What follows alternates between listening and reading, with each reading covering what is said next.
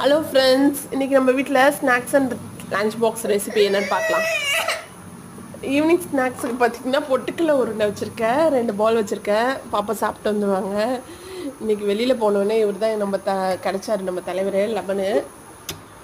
Morning ஸ்நாக்ஸுக்கு பார்த்திங்கன்னா பொமக்ரேனேட்டு அவங்க சாப்பிட்டு வந்துடுவாங்க.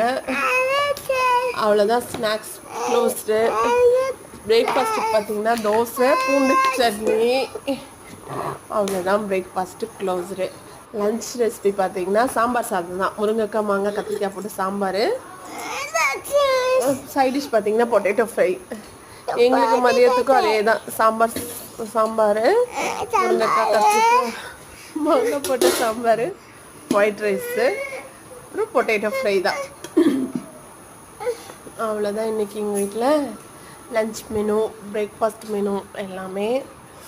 உங்கள் வீட்டில் என்ன லன்ச் அண்ட் ஸ்நாக்ஸ்ன்னு சொல்லுங்கள்.